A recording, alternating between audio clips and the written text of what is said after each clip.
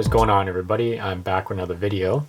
So today I am going to be doing a user experience video on this knife here, which is the Kershaw Quadruple 7 bare knuckle. Now I did a unboxing video and first impressions a long while ago, so this would be kind of like a medium term use of this knife and as an EDC and what I generally just feel about the knife. So first off, this is a very easy knife to carry around. So it's quite thin, as you can see here, and quite lightweight because there's really not much going on about this knife. So right off the bat, to get this off my chest, but this knife was kind of a pain in the butt to actually slip in and out of your pants pocket. I don't mean like throwing it into your pocket, I mean like clipping it to your pocket. This is rather stiff, and this tiny little protrusion here doesn't really help to, if you had thicker pants, it's kind of hard to actually clip it to your pants pocket. So it is quite difficult at first. After a while, you kind of get used to it. I find myself having to, attempt it 2 or 3 times before it'll actually clip on. Jeans are kind of a pain in the butt to do. Slacks are much easier simply because the material's thinner. Otherwise, very secure clip, I'll give it that. It is reversible, so you can put it on the other side if you want to. I did take this knife apart. I don't have any pictures of it, but it's pretty simple. Got a bearing system in there.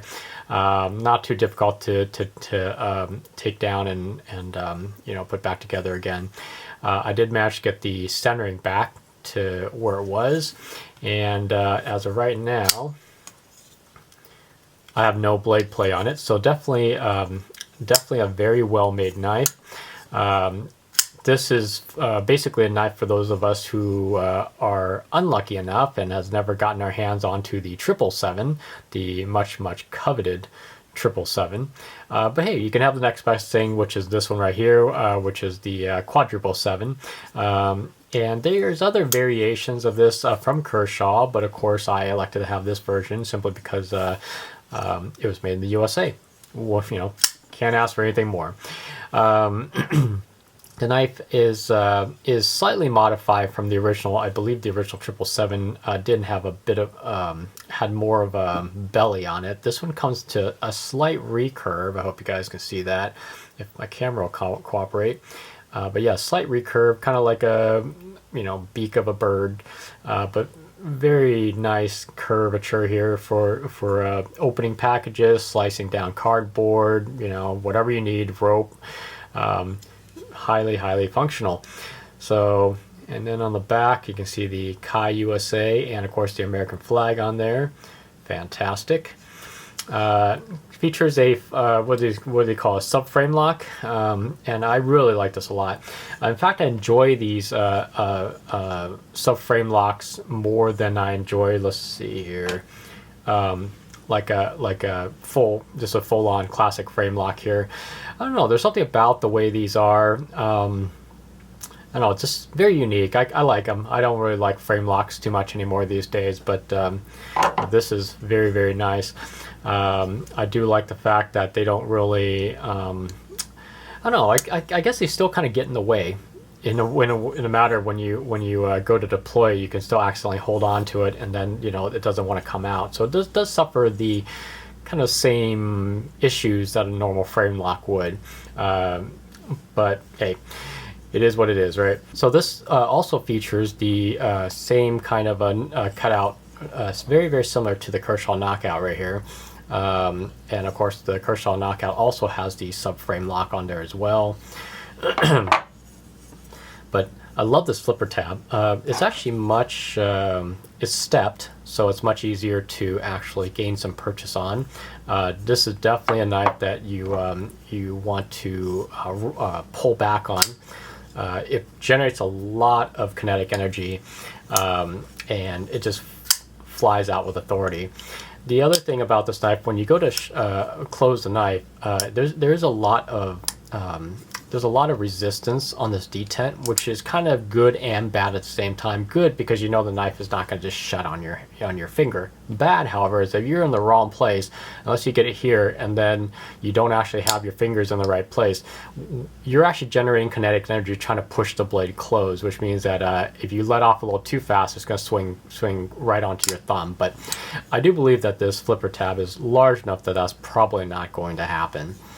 Now, ergonomic wise, it's very nice feeling in the hand. I guess personally, while it's nice and slim in the pockets, it is very slim to hold on to. I guess it's when you're gripping down on this knife hard, these edges, I mean, they're okay, but they don't really feel the greatest. They are chamfered.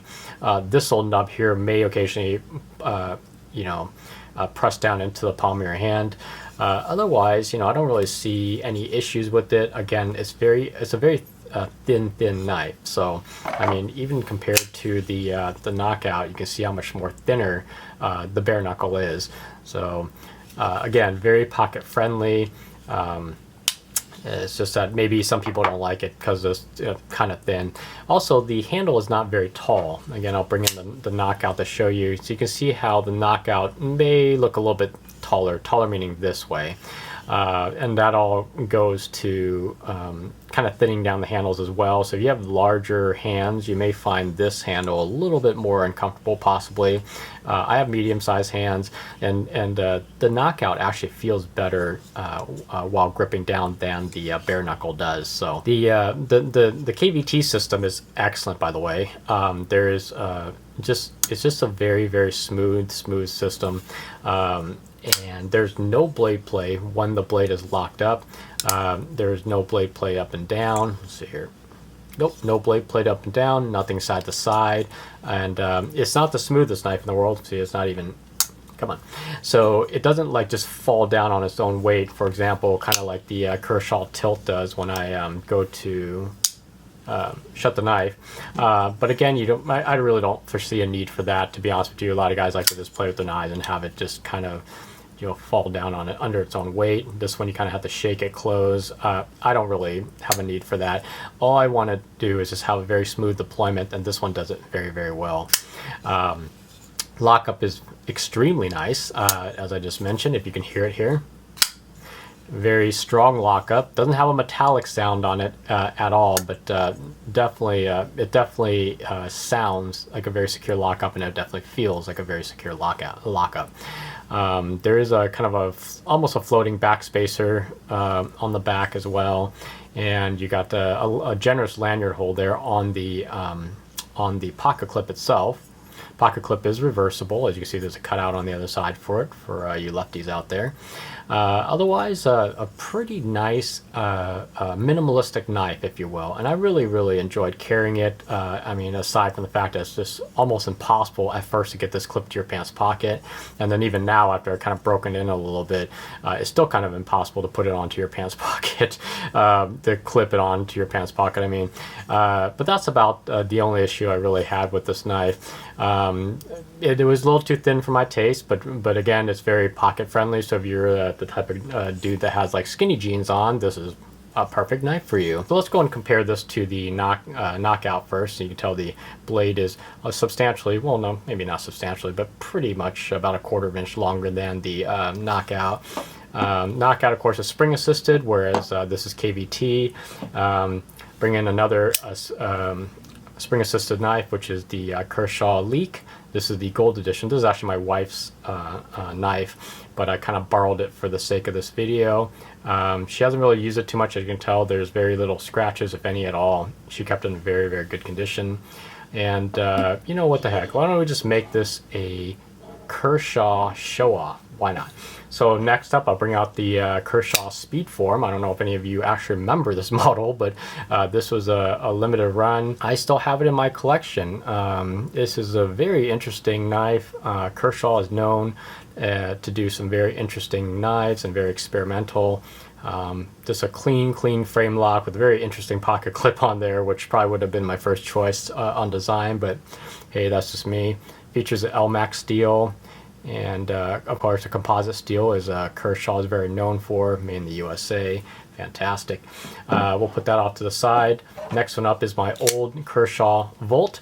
Now the Volt is very, very well known for being the very first knife that if I can remember, the very first knife to have a composite steel on it. And again, thanks to Kershaw. Of course, I heard there was a bit of discrepancy in terms of numbers they produced simply because something happened and maybe not all the blades were you know, staying together, so to speak. So I think they ended the production on this pretty quickly, which made this knife completely, utterly rare, and the price of this thing just skyrocketed out of control. But I still own mine. Gotta love this composite handle as well. Very, very beautiful knife.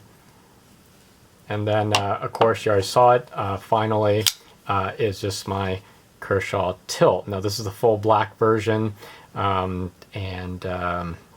I still have it. I enjoy it. I really think it's a technical marvel the way what they did with this knife in terms of design, functionality. The pocket clip, again, very experimental in my mind. Not really what you'd see on normal knives. Of course, it almost even looks like from the side here, looks like a clip for a pen or something like that. But barrel spacers, just very, very open, extremely well made. Again, USA made. So this is my take and my follow-up review on the Quadruple 7 Barenuckle by Kershaw. Again, very nice offering from Kershaw. I love it. It's made in the USA. Very good materials. I even like the color of it. Very kind of understated gray man-like, right? It is kind of a larger size, so for those of you who don't like the size of some larger size knives, this probably would not be for you. Again, they also have the Natrix. They have the various other models that Kershaw carries that offer this kind of same design that are based off of the 777. So there are plenty to choose from, obviously. So anyways, if you guys got any questions or comments, please leave them below. Aside from that, take care, have a nice day, and I'll catch everybody on the next one.